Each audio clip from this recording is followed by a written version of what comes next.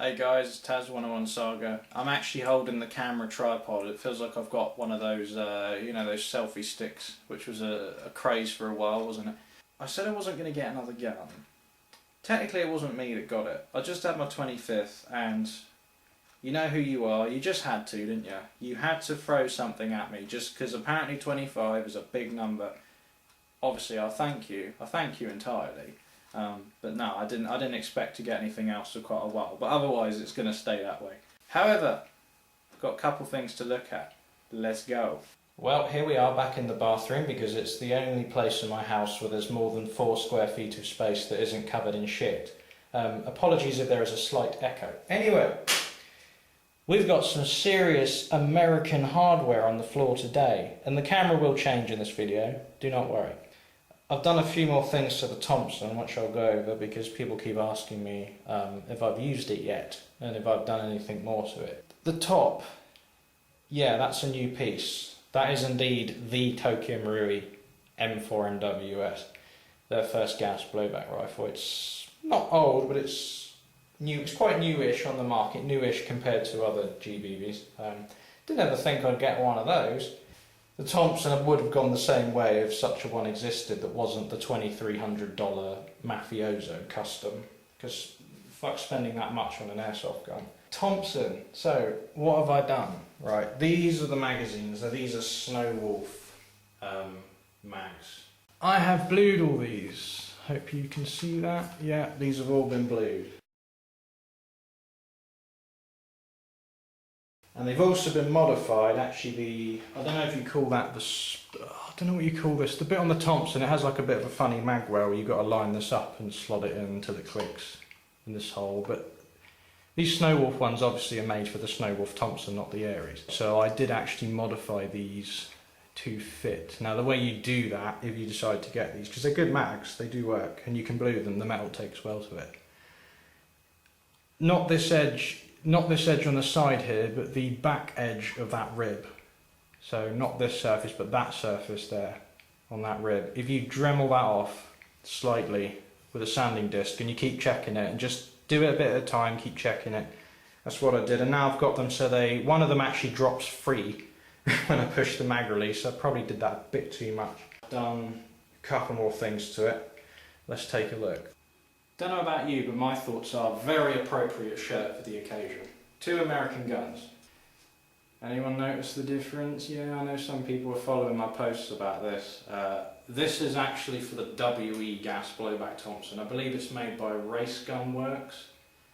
It's fully marked up. Don't know if you can see that. But it's got the Thompson stamp, all the actual markings of the real compensator, and it's also the right size. As I said, it's made for the WE. It will not fit the Aries out of the box. You have to modify the inner diameter of this. But I've got it to fit, and it's a tiny bit wobbly, but not so much. It doesn't wobble up by itself. Is the original.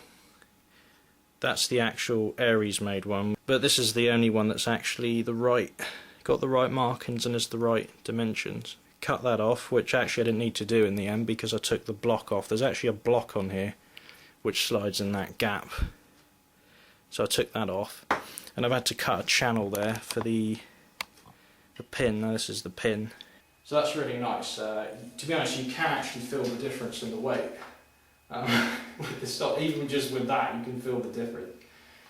Of course the slinger's gone on, which I haven't finished. That's an original World War II sling mount for 1928. It's a bit nicer and also a bit different in geometry to the M1, which is a bit flatter. From what the pictures I could tell, they didn't. From what I could tell from the pictures, they didn't make a mortise in the foregrip to put this. A lot of them I've seen, they were just slapped straight on, so that's what I've done. However, haven't done the stock yet. Those that know your Thompsons will know that this was flipped around to the top, at least in British service. It's what they call anglicised it, because it makes it a bit easier to carry and you get a longer sling length. What else? Yes, the magazines. As I said, they've been blued. Right. Now, these go in so nice now. When you first get the Snow Wolf ones, they are a pain in the butt. So yeah, those have all been done. They come in so much nicer now. as you can see. But I love this thing already. I haven't even used it, but it's a lot weightier now. I always thought the stocks were quite long on the Thompson, but yeah, it's definitely going to be fun. I'm working on the British uniform, and I do actually have the P37 kit, the webbing, but I couldn't possibly wear that on a Star Spangled Banner shirt. Now, of course, we have this guy. This is the Tokyo Marui M4 MWS, which is a gas blowback.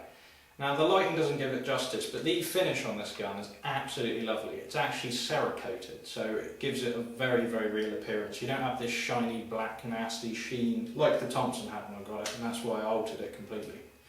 Acetone is your friend, but don't go too crazy. This is a very scratch-resistant finish from what people have said. And actually, when this came, I didn't know a great deal about them. I knew they existed, and I have fired a few rounds from my buddies a few months back, but I couldn't really remember anything about it.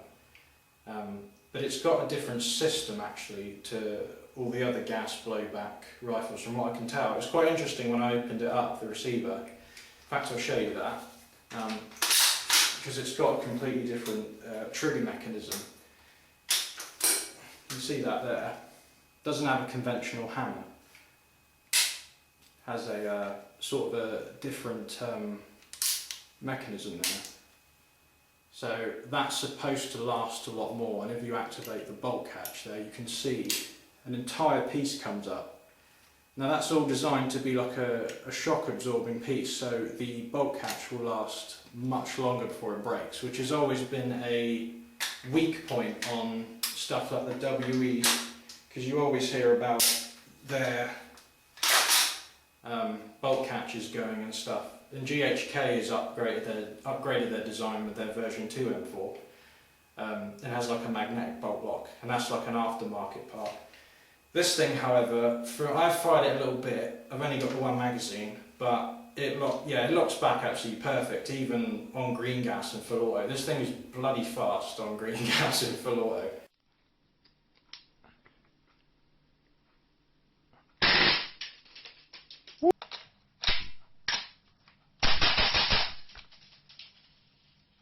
Nice. It's a really, really positive bolt lock, and that's probably one of the best things about it, I think, so far, is that trigger pack. I've got very high hopes that that's going to last, and I've done a bit of reading about it since I got it, of course, and people are saying that it's lasted really well. Like, apparently Tokyo Marui tested it for 10,000 shots or whatever. Obviously you can see there's has the bolt carrier, same as the real thing. And the bolt catch is on the other side, so when you run out, fire your last shot, this will happen, and then you change your magazine and then you're back in and you're off. You can of course lock it back manually and all that stuff. Stuck some of the things on at the moment, just the old EOTech, which is from the old AK.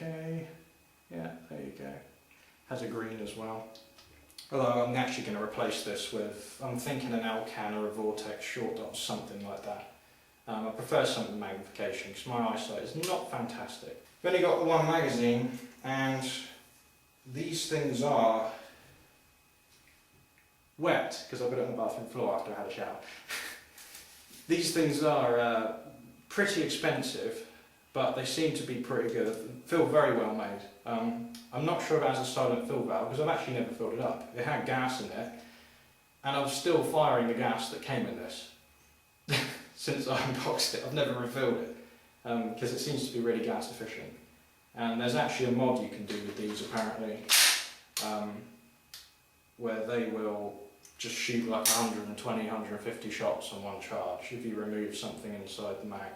I'll be looking into all that. It does strip down obviously the bolt carrier and the charging handle and that, pretty much like the real steel. The trigger pack is the main thing that's different now. But it feels absolutely lovely. It's just very, very well made. Definitely got high hopes that this is going to last a long, long time. And since this has come out, there's a lot of aftermarket parts by Angry Gun and modifying companies like that. So yeah, I don't have any immediate plans to upgrade it as such. I think I'll just get the mags at some point, take it out and see how it does.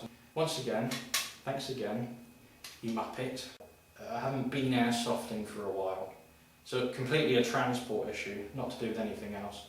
But when that gets going again, I'll actually be able to use some of this stuff and then give an honest review. So I'll get back to you on that. Alright, thanks for watching. Please feel free to rate, comment, subscribe. See you in the next video.